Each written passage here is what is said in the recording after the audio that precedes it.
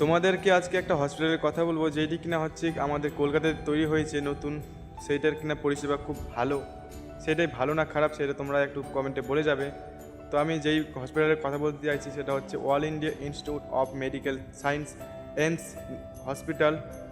তো সেইখানে আমার আমার মাকে নিয়ে গিয়েছিলাম। তো আমার মায়ের অনেক দিন ধরেই মানে শরীরটা অনেকটাই খারাপ, তো খুবই দুর্বল। আমরা আমাদের মালদাতে হয় নার্সিংহোমে দেখিয়েছিলাম, আবার সদর হসপিটালেও দেখিয়েছি। তো সেইখান থেকে কোনো রেসপন্স মানে ভালো খবর পাইনি। সেটার জন্য আমরা মানে কলকাতায় নাকি বলে খুব ভালো একটা হসপিটাল, যেটা এক নতুন তৈরি হয়েছে, কল্যাণী এমস হসপিটালটা। তো সেইখানে আমরা আলোচনা করে সেইখানে আমরা নিয়ে যাই প্রথম দিন। এখান থেকে আমরা ফেয়ার মানে এখান থেকে ট্রান্সফার করার জন্য ট্রান্সফার চেয়েছিলাম। তো সেটা এখানকার মালদার ডাক্তাররা কী করেছে, ছুটি দিয়ে দিয়েছে। মানে সেই দিনকে যদি ওই ফেয়ারটা দিয়ে দিত, মানে এখান থেকে ট্রান্সফার একদম ওই কল্যাণী এমস হসপিটালটাতে, তাহলে কিন্তু সেই দিনে ভর্তি হয়ে যেত। কিন্তু সেই মানে কাজটা করিনি আমাদের এই মালদার ডাক্তার, তারা একদম ছুটি দিয়ে দিয়েছে। তো সেইখানে সেই দিন গিয়ে কলকাতাতে সেইখান থেকে তো ঘুরে আসলো, সেদিন কোনো কাজই হয়নি। তারপরে আবারও 5 তারিখে যেতে বলেছিল, তো সেই দিনও আবার গেল। সেই দিনও যে আবার রিপোর্ট করালো, মানে কিছু রিপোর্ট করালো, সেইখানে রিপোর্ট করা হয়ে আবারও বলছে কিনা 17 তারিখে আসতে লাগবে। তো আবারও 17 তারিখে গেল।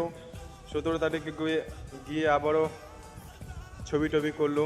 ছবি টবি করে এখানে বলছে এই রিপোর্টটা আবারও এত তারিখে মানে বের হবে। তো সেই আশায় আবারও চলে আসলো বাড়িতে। রিপোর্ট বের হবে 10-15 দিন হবে, আরও লাগবে। তো অতদিন তো এখানে থাকা যাবে না, সেটার জন্য আবারও বাড়িতে চলে আসলো। তো ওইখানে রিপোর্টটা বের হয়ে গিয়েছে। তারপরে আবারও গেল রিপোর্ট নিতে। রিপোর্ট করে আনে আবার দেখাবে মানে ভর্তি হবে কিনা সেটা।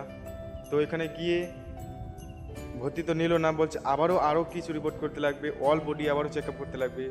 মানে এত চেক আপ কিনা সেইখানে যদি কোনো এমন একটি রুগী চলে যায় যে কিনা খুবই কন্ডিশন খারাপ, তো তাকে আগে মরতে হবে, তারপরেই সেই হসপিটালেতে ভর্তি হবে।